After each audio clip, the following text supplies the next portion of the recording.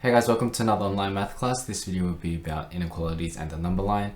And by the end of this lesson, we should know what the symbols used in inequalities are, be able to solve an inequality, and also finally be able to represent solutions on a number line. Just pause the video here and take a couple of minutes to write these down. Alright, so since we're starting a new topic, let's start off by going through what this topic is all about. So last topic we learned about linear equations and graphs and how they can be used to model practical situations, such as plant growth, car depreciation, or predicting test scores. In this topic, we're going to go a bit deeper into modeling practical situations by using linear inequalities as well.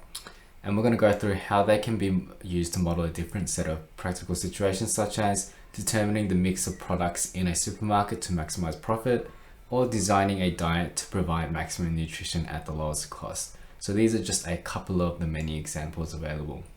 And when you put all this together, it's called linear programming, and this involves both equations and inequalities. Alright, so starting off with what an inequality is. An inequality is a statement that one quantity is less than or greater than the other. So let's write that definition down. So whenever you say a statement like one of these below, such as I want to walk at least 10,000 steps a day, I want to get at least 50% of the sack, or I want to spend no more than 40 minutes in the shower to save water, these are all very common inequality statements. So whenever you say something like this, you're actually using inequalities. So those are just some examples. Let's go through the symbols used in inequalities. So you may have seen these before. Make sure you got this down in your books just so you don't forget. So the symbol is on the right and how it's read is on the left. So this first symbol means less than. This next one means greater than. This one means less than or equal to, and this one means greater than or equal to. Alright, let's have a go at showing how these are used maybe in real life. So we have a typical everyday statement on the left. It says rod weighs more than 70 kilograms, or you could say rod's weight exceeds 70 kilograms. They mean the same thing. In maths, that means rod's weight is greater than 70 kilograms. And in an expression, we'd write it like this. You could also write it the other way around. You could write it like that if you want. So just how I like to remember it, I like to think of that as Pac-Man's mouth. So think of that as Pac-Man. And Pac-Man wants to eat the bigger number. So if W is here and 70 is there, that means Pac-Man wants to eat the bigger thing. So W will be bigger than 70. Just thought I'd point that out. And the bottom one says rod weighs at least 77 kilograms. In maths, that means rod's weight is greater than or equal to 77 kilograms, and we'd write it like that. Once again, you can write it the other way around as well. Put 77 on the left, W on the right, as long as you have it facing the right way there. Alright, so that's the basic symbols used in inequalities. Let's have a go at showing this on a number line now. So first one, I've got x equals 3. It's read, how it's read is on the right. And let's try and plot that on a number line. You may remember seeing a question like this on the pretest, but to plot this one, x equals 3, we just put a filled in dot right where x equals 3 there. And the next one, x is greater than 3. So that means it's bigger than 3, but it doesn't equal 3. So we show that by drawing a little circle where the 3 is. Don't fill it in. That means it doesn't include the 3, but it starts there. And we're going to draw a line or shade that part in to show the greater than 3 part. So 4 and 5 is greater than 3, so it's going to include that side of the number line.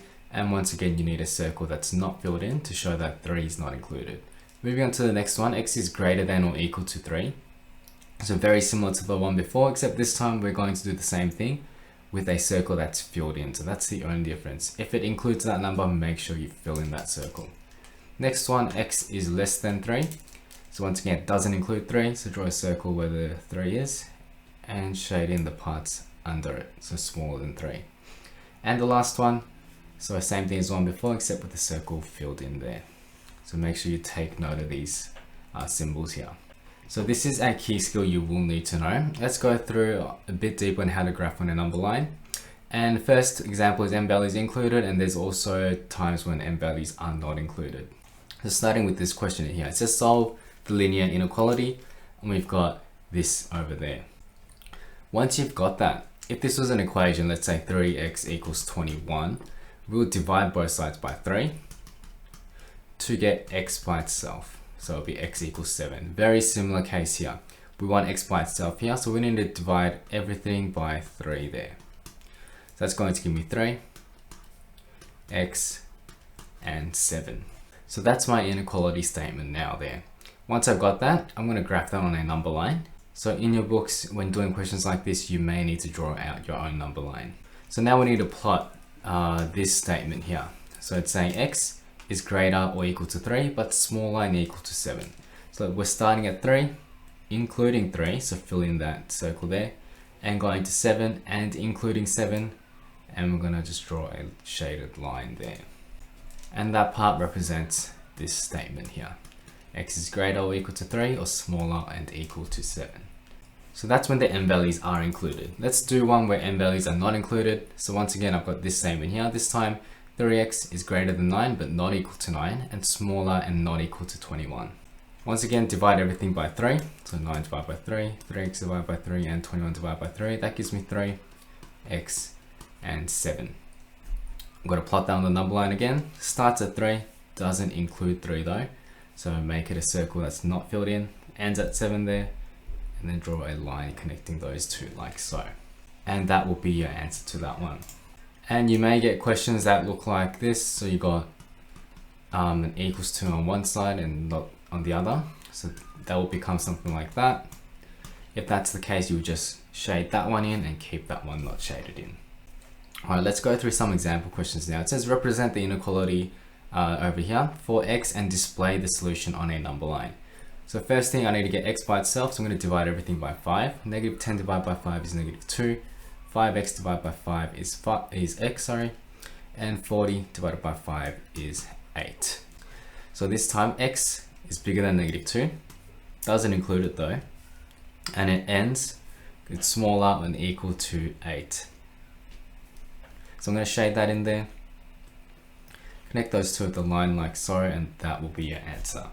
And make sure you just put a label on top like that there. That will get you full marks for a question like this. And let's have a go one more question. I've got 10x is greater than 20. Divide both sides by 10 to get x by itself first. 10x divided by 10 is x, 20 divided by 10 is 2, so that is what I end up with there. So x is greater than 2, going to start at 2. We're not including 2 though, and then draw a line like so. And that will get you full marks for this question. Just make sure you put the label in at the top. Otherwise, that brings us to the end of this lesson. Thank you guys for watching, and I'll see you guys all back online.